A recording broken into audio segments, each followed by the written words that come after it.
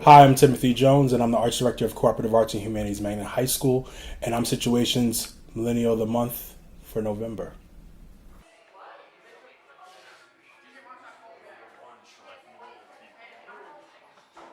I'm originally from New Haven, Connecticut.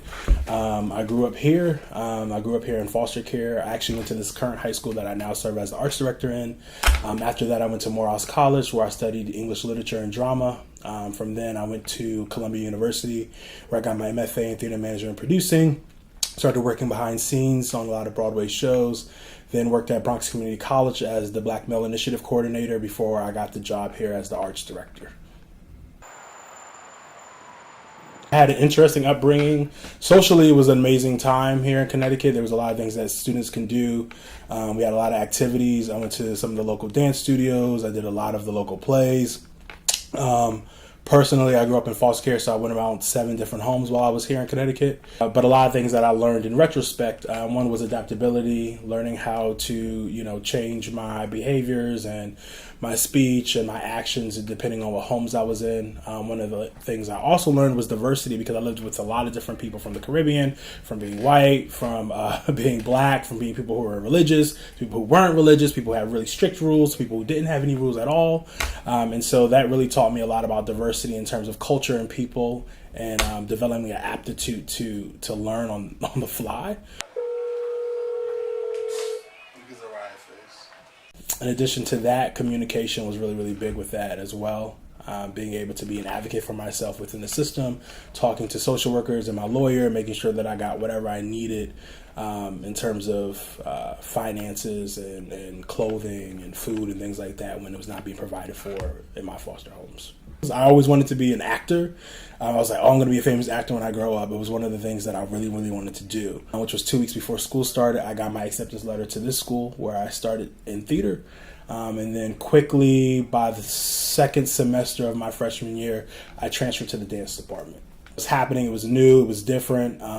It was exciting because I didn't have to use my voice. I had to use my body as a way, as a vehicle to communicate. And because I was going through a lot emotionally, it worked out that this was the medium that I chose. My senior year, I applied to 24 schools.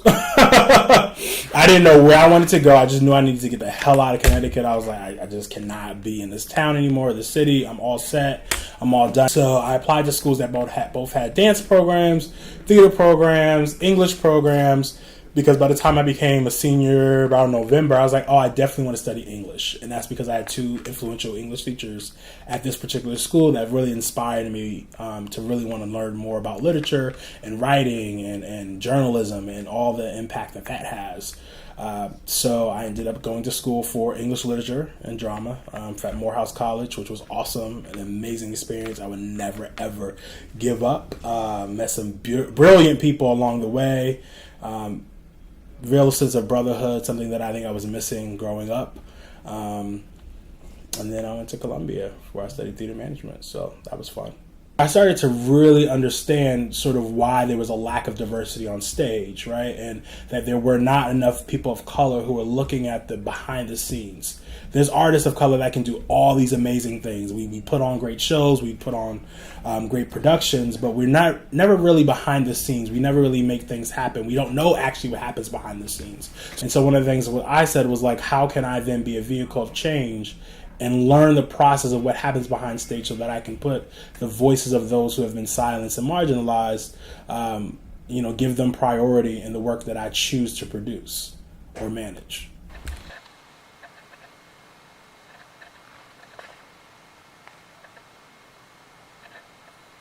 So why Cooperative Arts and Humanities Magnet High School? Because this place is brilliant, it's amazing, it's filled with faculty who really cares, filled with kids who go through a lot of stuff, who really come here and show out and show up. Like, these kids are so amazing, full of energy. They give me life. Walking down the hall, hearing students create choreography in the hallway, or play an instrument in the hallway, or downstairs reciting a monologue, like that sort of stuff inspires me, that they're finding joy and purpose within the arts.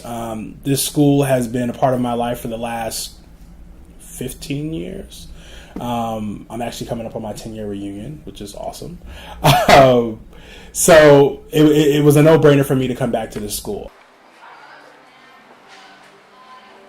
We're largely African American and Caucasian based. We have a lot of suburban students come here as well as a lot of city students come here. Our school is 74% female, so it is a large population of females that do come to this school. Our students have trained before they got here in the artistic discipline. Some have never ever picked up an instrument, never ever worn ballet shoes, and we train them just the same, right? Because at the end of the day, it's about an education and finding out kids where they're at and then figuring out how to backwards plan from that.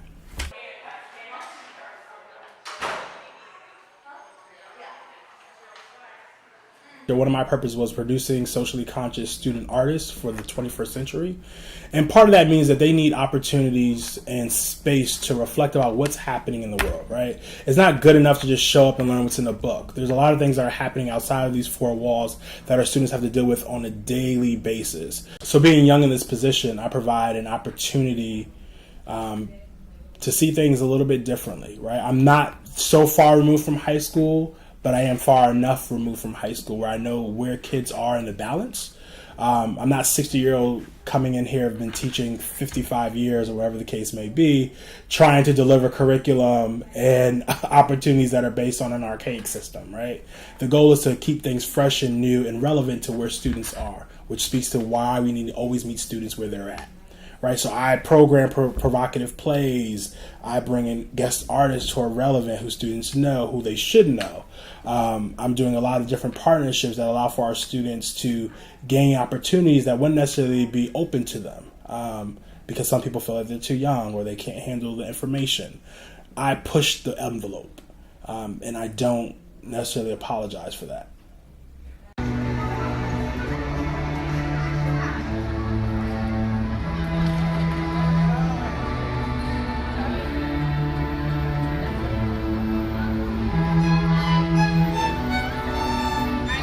There are certain schools who do not allow certain books to be read or certain curriculums that do not allow certain information to be delivered to students, even though they're relevant, even though it will meet students where they're at, right? So last year and the year before that, we did a program called The Fire Next Time, which is after James Baldwin.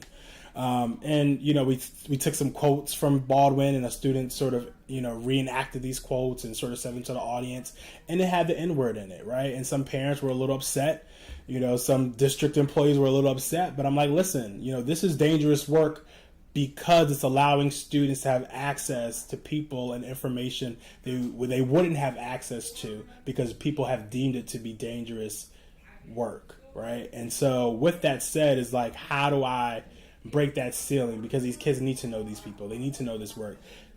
N-word is not going anywhere, right? We see it. It's happening. Our students are exploring it. This man has used it. He's sitting right here.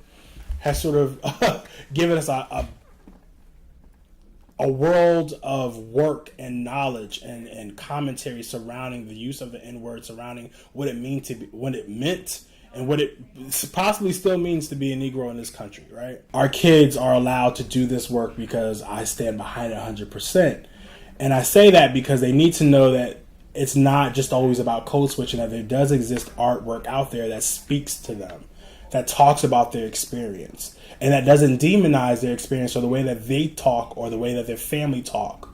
And so providing a platform here at the school that says we're going to do a play that showcases the language that's used in your home, used on your streets, used by your friends. That is just as important as showing them Shakespeare, you know, showing them Tennessee Williams. It's just as important. They need to see that the artwork runs a gamut and that there are people with voices giving a sort of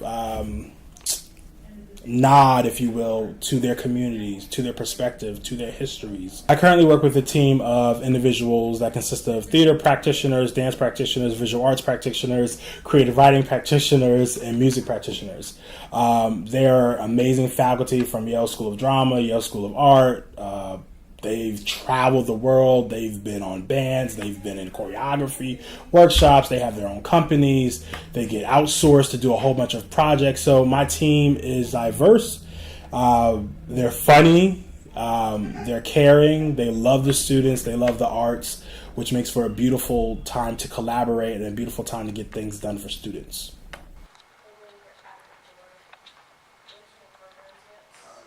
Working with some of my friends that I went to college with in order to start a residential performing arts high school for foster and homeless youth because there is a need for those individuals to, one, I think, have access to art, but two, have a safe environment that they can live and feel like they belong. If you're interested in the arts or anything that is artistic, I encourage you to go find a show, buy a ticket, go see a live performance, talk to an artist, follow artists online. I mean, there's art everywhere, right? The clothes you wear, from the food you eat to the car you drive, somebody artistically produced what that looks like, what that feels like. So the arts are always around you. Time to go buy a ticket. Thank you, Situation, for featuring me as your Millennial of the Month for November. If you guys want to know more, please follow me at The Winter Is Coming.